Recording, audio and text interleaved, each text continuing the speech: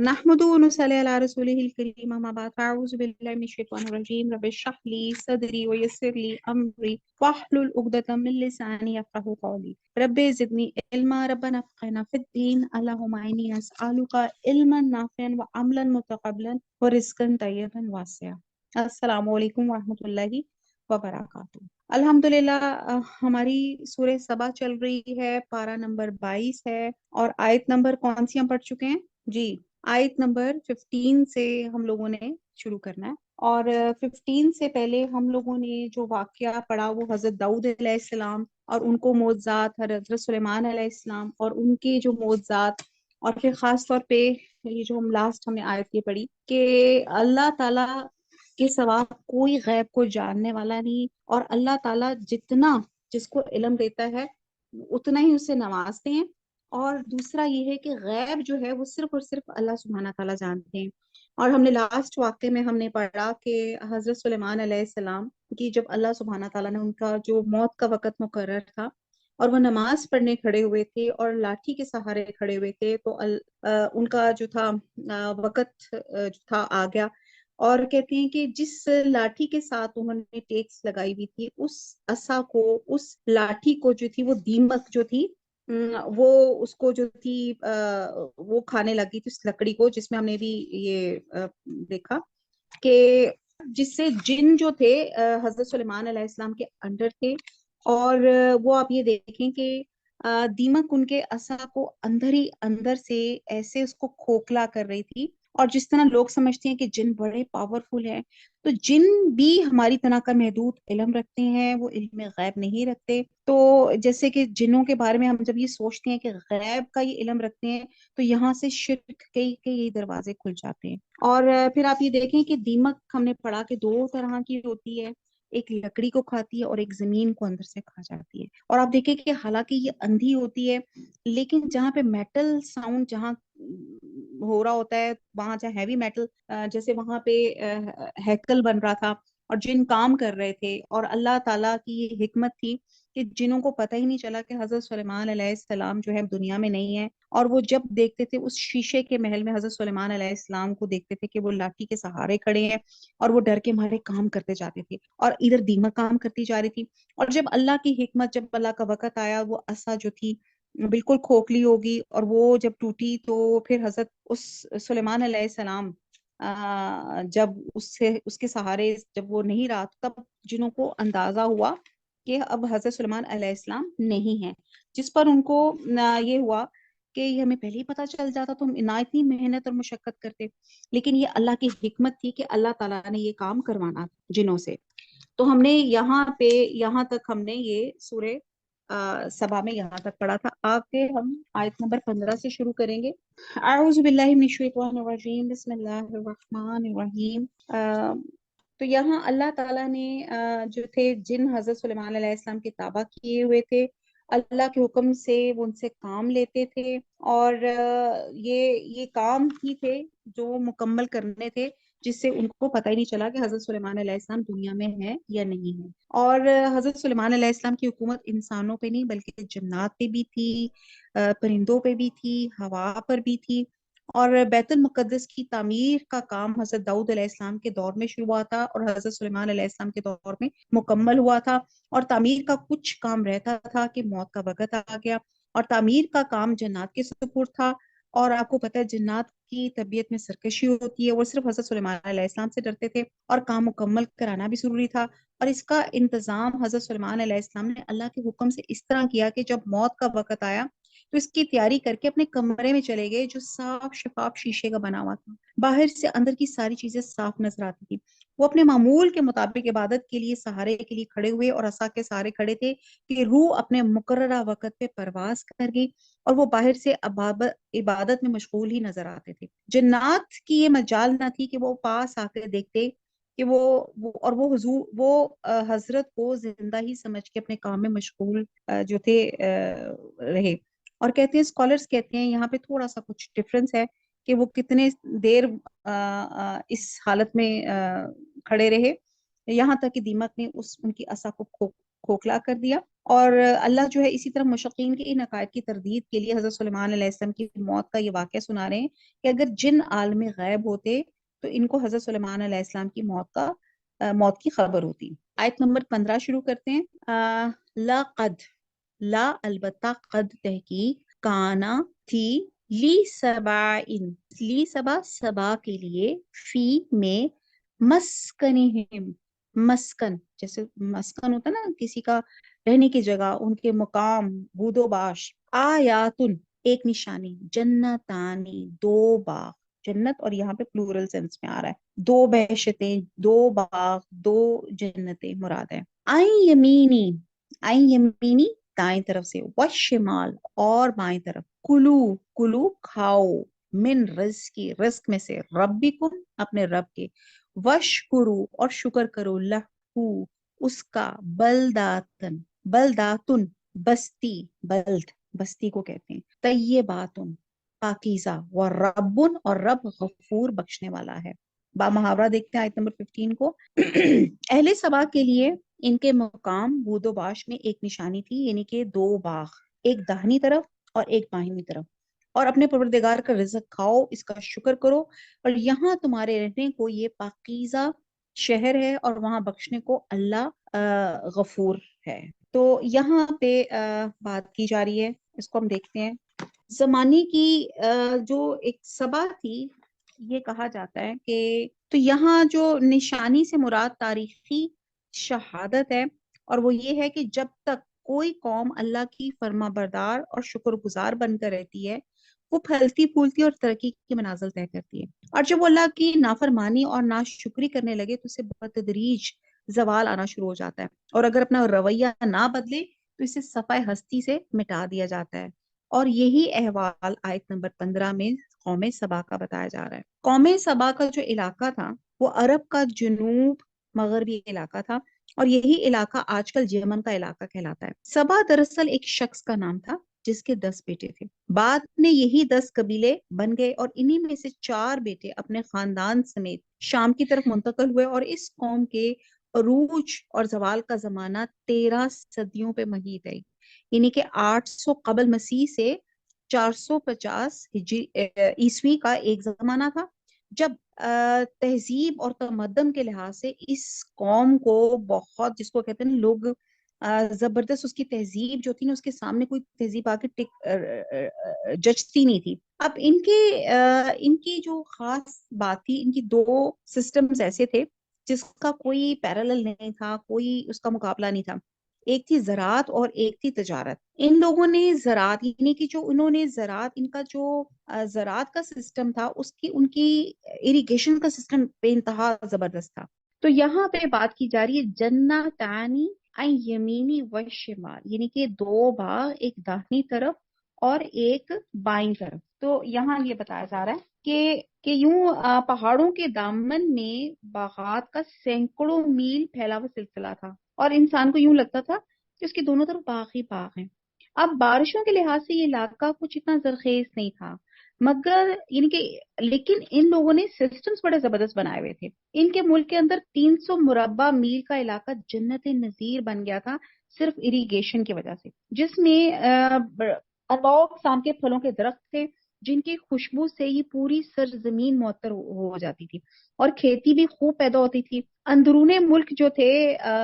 تھے دار چینی اور کھجور کے انتہائی بلند و بالا درختوں کے جنگل تھے، اور اس کی میٹھی میٹھی خوشبو تمام فضا کو خوشبودار بناتی تھی، اور جب ہوا چلتی تھی تو اس کی ہوا سے، اس کی خوشبو سے سب لوگ لطف اندوز ہوتے تھے۔ اور اسی علاقے کو اللہ تعالیٰ نے بلدۃ طیبہ، یہ جیسے یہاں پہ لکھا ہو نا بلدہ، بستی، پاکیزہ بستی کے نام سے تعبیر کیا، یعنی کہ سرسبز بھی، زرخیز بھی،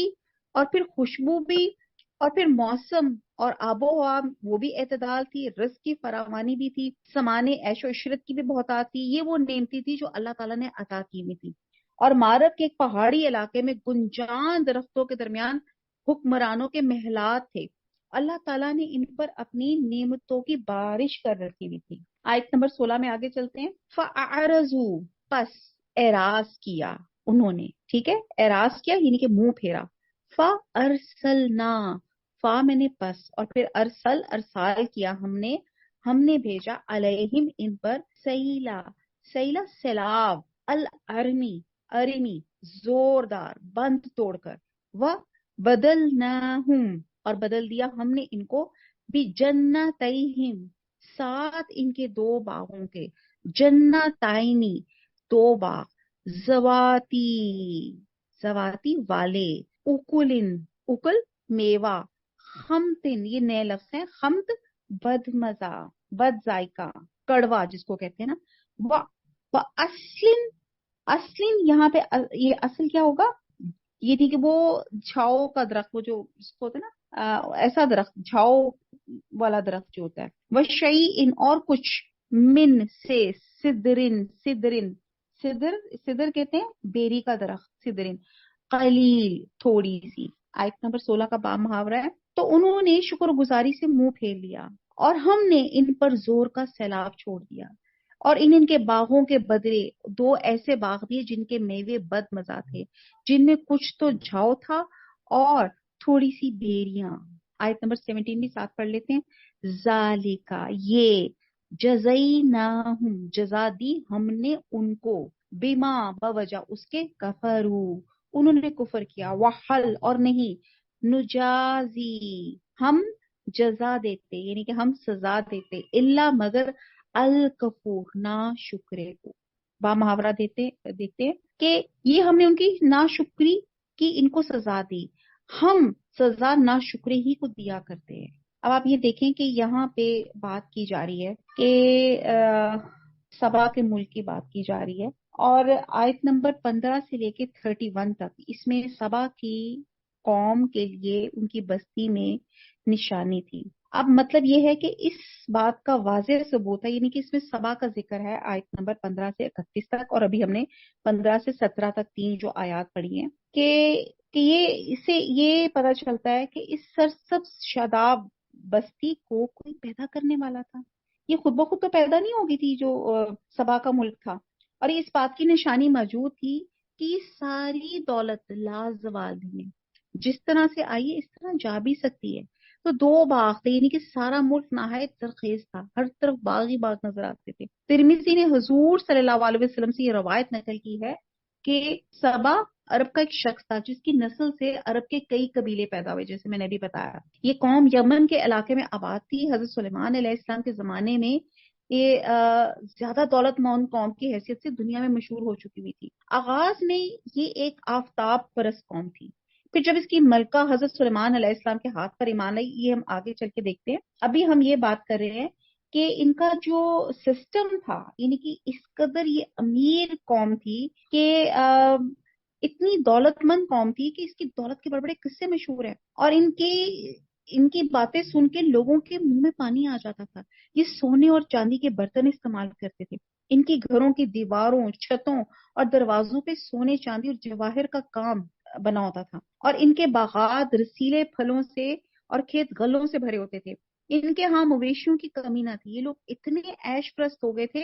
کہ جلانے کی لکڑی کے بجائے وہ دار چینی، سندل اور دوسری خوشبودار لکڑیاں جلایا کرتے تھے۔ آپ امیجن کریں، آپ تھوڑے سا چھوٹے سے پیکٹ میں دار چینی لیتے ہیں تو وہ کتنے کی آتی ہے، کہاں وہ اس کو جلا کے اس میں کھانے بنایا کرتے تھے۔ کتنی زبردست امیر ترین ایک قوم تھی۔ اور اس کے لیے یونانی مورخین کہتے ہیں کہ ملک کے پاس جو بحری جہاز گزرتے تھے ان تک خوشبو کی جو تھی، اتنی اس کی خوشبو، آپ کو پتا ہے دار چینی جو اوریجنل اگر آپ اس کو کریں تو اس کی اتنی فریگرنس ہے کہ وہ جو جہاز بھی وہاں سے گزرتے تھے ان تک کو اتنی خوشبو آتی تھی۔ اور جب اللہ کا فضل شامل حال رہا تو ان پہ دولت برستی رہی، لیکن جب اس قوم نے اللہ کی بندگی سے منہ پھیر لیا، کفران نعمت کی، تو تجارت ٹھپ ہوگی، آب پاشی کا نظام دھرم برم ہو گیا، اور اس قوم کا نام و نشان تک مٹ گیا۔ رسیلے پھل کی جگہ، جیسے بھی ہم نے پڑھا، کڑوا کسیلا پھل پیدا ہونے لگ گیا۔ لوگ رزق کی تلاش میں ملک سے نکل گئے، کوئی کسی طرف چلا گیا، کوئی کسی طرف، اور پوری قوم جو تھی وہ منتشر ہو گئی۔ آپ یہ دیکھتے ہیں کہ یہاں پہ اس قوم کو سنا کر اللہ تعالیٰ ہمیں وارننگ دے رہے ہیں کہ کس طرح ایک شاندار قوم اللہ کی نافرمانی اور ناشکری کی وجہ سے جیسے یہ تباہ ہوئی۔ اب جیسے ہم نے یہ بھی پڑھا تھا کہ اس قوم کی خوشحالی کا راز دو بہت امپورٹنٹ چیزیں تھیں، جس میں یہ قوم اپنی خوشحالی میں اتنی مست ہو گئی تھی کہ دنیا کی مال و دولت اور اس کی دل فریبیوں میں اتنی غرق ہوئی تھی کہ اس نے اللہ تعالیٰ کو بلا دیا. تو اللہ تعالیٰ نے ان کی طرف انبیاء مبعوث کیے جو وقتاً فوقتاً کہتے ہیں ان کے اوپر 13 انبیاء جو تھے مبعوث ہوئے. لیکن یہ قوم یہ جو تھی وہ ان کی بات ہی نہیں سن رہی تھی، اور ان کو اپنی جو امیری اور ترقی کا راز جو تھا اپنی کیپیبلٹیز لگتی تھی. انہیں لگتا تھا کہ یہ جو ہم نے نظام آبپاشی، یہ جو اریگیشن کا سسٹم ہم نے بنایا بڑی ذہانت اور محنت سے بنایا ہے، اس میں اللہ کے انعامات کا کیا دخل ہے. اور انہوں نے انبیاء علیہ السلام کی نعوذ باللہ دعوت کو رد کر دیا. اللہ تعالیٰ نے انہیں بہت سی مہلت دی سنبھلنے کی، لیکن ان سے کبھی فائدہ ہی نہیں اٹھایا. تو آخر میں اللہ تعالیٰ کی گرفت کا وقت آ گیا، اور ان کے سب بڑے سے بڑا عالیشان بند جس کو ڈیم مارب تھا، جس میں بہت لوہے کے دروازے لگے ہوئے تھے جنہیں بوقت ضرورت اٹھا لیا جاتا تھا اور پانی چھوڑ دیا جاتا تھا. اور یعنی کہ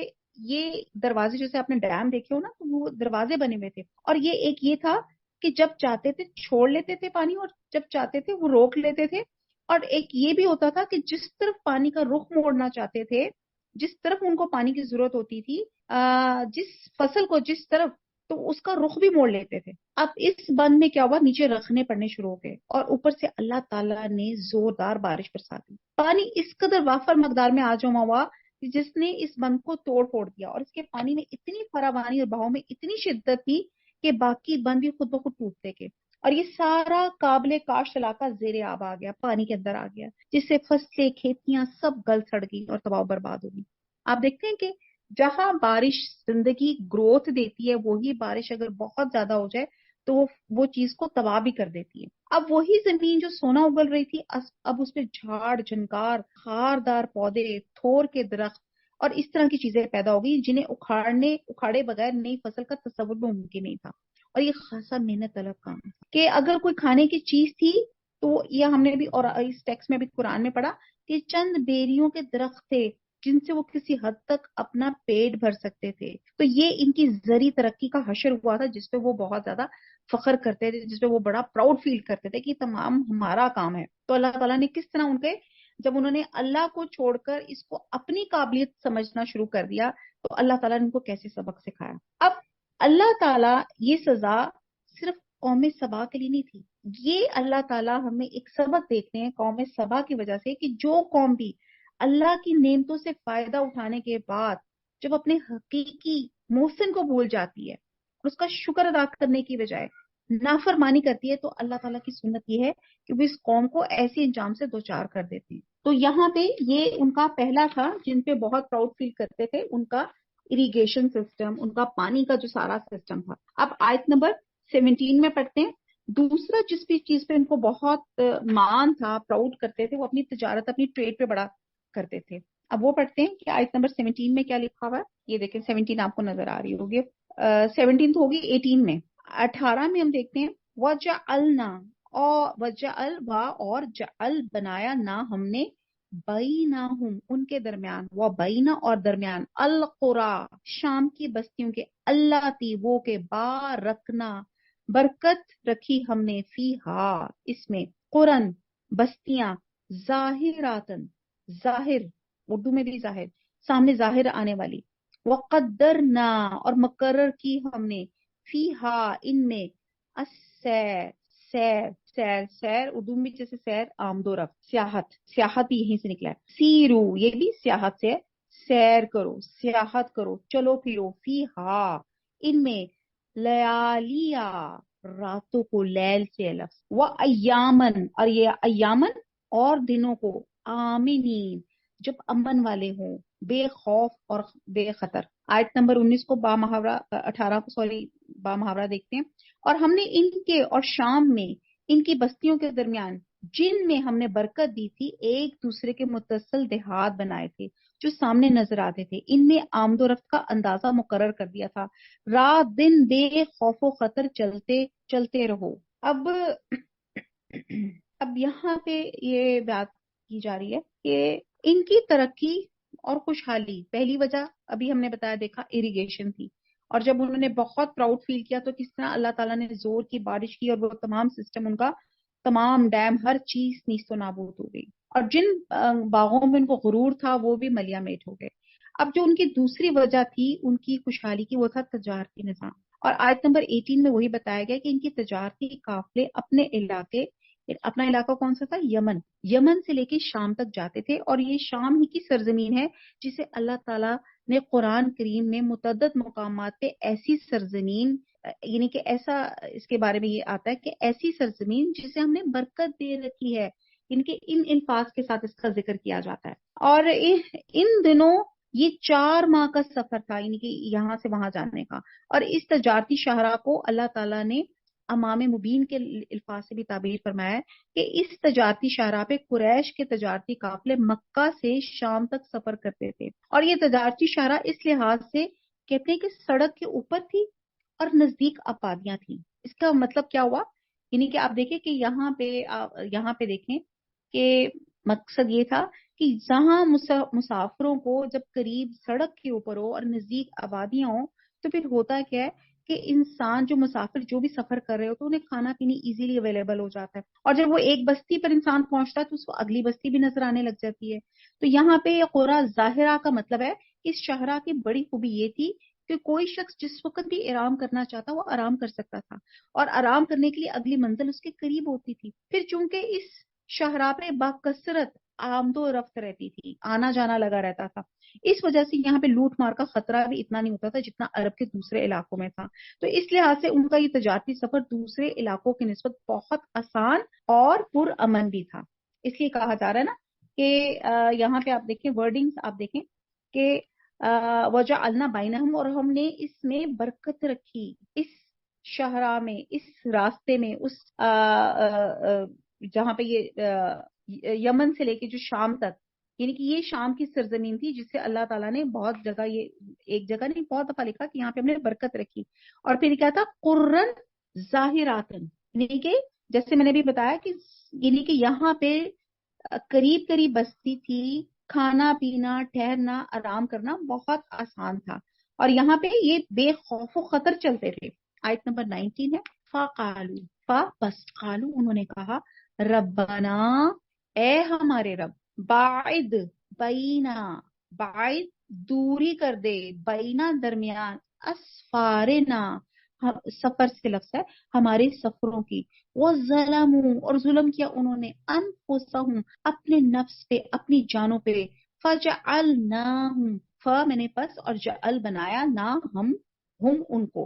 تو پس بنا دیا ہم نے ان کو احادیثا، حدیث، افسانے، کہانیاں، باتیں، وَمَزَّقْنَاهُمْ، مزقناہم، مزق، اور ہم نے ان کو منتشر کر دیا، ان کو، کلا، بالکل، ممزق، ممزق، یہ آپ انڈر لائن کر لیں، یہ ایک نیا ورڈ لگے گا آپ کو، ممزق، منتشر، انا، بے شک، فی، میں، ذالکا، اس، لا آیات، نشانیاں ہیں، لی کلی، ہر ایک کے لیے، صبار، صابر، شکور، شاکر۔ آیت نمبر 19 کو بامحاورہ پڑھتے ہیں۔ تو انہوں نے دعا کی، اے پروردگار ہماری مسافتوں میں بات اور طول پیدا کر دے، اور اس سے انہوں نے اپنی حق میں ظلم کیا تو ہم نے انہیں نابود کر کے ان کے افسانے بنا دیا اور انہیں بالکل منتشر کر دیا، اور اس میں ہر صابر اور شاکر کے لیے نشانیاں ہیں۔ اب آپ دیکھیں کہ جب انسان دولت اور مال کے نشے میں مست ہو جاتا ہے، ہر طرف آسودگیاں اور آسانیاں میسر ہونے لگ جاتی ہیں، تو بعد اوقات اس کے منہ سے غلط غلط باتیں نکلنا شروع ہو جاتی ہیں۔ اب جو لوگ سفر کرتے تھے اور ایسی ایسی مشکلات بیان کرتے تھے کہ ہم اتنے دن ہم کام سفر میں رہے، ہمیں کھانے کو کچھ نہیں ملا، ہم فلاں مقام پہ راستہ بھول گئے، ہمیں تو کوئی بندہ ہی نہیں نظر آتا، اور ہم راستہ بڑی مشکل سے پوچھ پوچھ کر آئے ہیں، ظاہر اس وقت نیویگیشن کیز تو ہوتی نہیں تھی، نہ گوگل آنٹی ہوتی تھی، تو بہرحال تو وہ کیا کرتے تھے کہ ایگزیجریٹ کرتے تھے کہ ہمارا تو کوئی بھی سفر، انہوں نے ایسے مطلب زبان کال سی، ان کے دل میں ان کے ایسے خیالات آنے لگ گئے تھے۔ تو جب ان لوگوں کی زرعی معیشت تباہ ہوئی تو یہی چیز ان کی تجارتی ترقی کا بھی باعث بنی۔ جب اپنے مال کی پیداوار ختم ہوئی تو پھر تجارت کیسی؟ اگر بیرون ملک کی چیزیں ہی خریدی جائیں اور بیرون ملک ہی جا کے بیچی جائیں تو پھر کتنا منافع ہو سکتا ہے؟ تو اس کا دوسرا نتیجہ یہ ہوا کہ کثیر آبادیاں جو اس شہرا کے کنارے آباد تھیں وہ وہاں سے اٹھ کے دوسرے مقامات پہ جانے لگیں، کیونکہ معیشت کا انحصار بھی زیادہ تر تجارتی قافلوں کی اشیاء خوردنی کے خرید و فروخت پہ تھا، اور اس طرح سبا کی تمام نو آبادیاں تباہ و برباد ہو کر رہ گئی۔ اور پھر آپ یہ دیکھیں کہ یہاں پہ جو لفظ دو آ رہے ہیں صبارن اور شکور، یہ دونوں مبالغے کے صیغے ہیں، اور ایک مومن کی پوری طرز زندگی پہ محیط ہے، اور یہ دونوں کیا ہے؟ لازم و ملزوم ہے۔ مومن کی شان یہ ہوتی ہے جب اسے اللہ کی طرف سے نعمتیں عطا حاصل ہوتی ہیں تو وہ کیا کرتا ہے؟ یہاں پہ لفظ دو چیزیں جن پہ میں ایمفسائز کرنا چاہ رہی ہوں، تو وہ شکر بدا لاتا ہے، اور زندگی بھر اس کا معمول رہتا ہے جب اسے کوئی مصیبت پیش آتی ہے تو صبر اور استقامت سے برداشت کرتا ہے، اور آئندہ کے لیے اللہ کی رحمت کا امیدوار ہوتا ہے۔ اور اس آیت کا بھی یہی مفہوم ہے، ہر مومن سمجھ سکتا ہے کہ قوم سبا کے عروج کے اصل اسباب کیا تھے اور ان کی بربادی اور ہلاکت کا اصل سبب کیا تھا، اور یہاں سے ہم اپنی امت مسلمہ کے عروج اور زوال کو بھی سمجھ سکتے ہیں کہ جب ہم اللہ کے احکامات کو چھوڑ دیتے ہیں اور اللہ پہ توکل کی بجائے ہمیں اپنی قوت بازو پہ مان ہونا شروع ہو جاتا ہے، ایک غرور آنا شروع ہو جاتا ہے، آپ کے اندر ایک میں جس کو کہتے ہیں نا وہ جو شیطان والی میں، وہ اگر شروع ہو جاتی ہے تو پھر تباہی کیا ہو جاتی ہے؟ یقینی ہو جاتی ہے۔ تو یہی حال اس قوم کے ساتھ ہوا کہ انہوں نے قُلِ ادْعُوا الَّذِينَ زَعَمْتُم مِّن دُونِ اللَّهِ، جیسے کہ انہوں نے بھی وہی خیال کرنا شروع کر دیا کہ بہرحال آگے چلتے ہیں، تو یہ ان کا کیا تھا کہ اللہ کو چھوڑ کر یہ کسی اور پہ جو تھے اپنے آپ کا انحصار کرنے لگ گئے تھے۔ تو پھر اللہ تعالیٰ نے ان کو یہ تمام چیزیں دکھائیں کہ ان کی زراعت بھی ختم ہو گئی اور پھر ان کی تجارت بھی ختم ہو گئی۔ تو پھر انہوں نے جب یہ دعا کی کہ اے پروردگار ہماری مسافتوں میں طول پیدا کر دے، تو انہوں نے اپنے حق میں ظلم کیا، تو پھر اللہ تعالیٰ نے اس لیے کہا وَمَزَّقْنَاهُمْ كُلًّا، تو ہم نے ان کو منتشر کر دیا، اور اس میں ہر صابر اور شاکر کے لیے نشانی ہے۔ تو اللہ سے دعا مانگتے ہیں اللہ تعالیٰ ہمیں صابر اور شاکر بنائے۔ اور صابر اور شاکر کیا ہوتا ہے؟ یہ فیوریبل کنڈیشن میں تو تب سب چیزیں ٹھیک چل رہی ہوتی ہیں، پرابلم وہاں ہوتی ہے جب انفیوریبل کنڈیشنز ہو، تب آپ صابر رہ سکتے ہیں، تب آپ شاکر رہ سکتے ہیں۔ تو یہاں پہ ہمارا امتحان جو ہے نا یہاں پہ شروع ہوتا ہے۔ وَمَا عَلَيْنَا إِلَّا الْبَلَاغُ سُبْحَانَكَ اللَّهُمَّ وَبِحَمْدِكَ نَشْهَدُ لَا إِلَهَ إِلَّا أَنْتَ نَسْتَغْفِرُكَ وَنَتُوبُ إِلَيْكَ، وَالسَّلَامُ عَلَيْكُمْ وَرَحْمَةُ اللَّهِ وَبَرَكَاتُهُ۔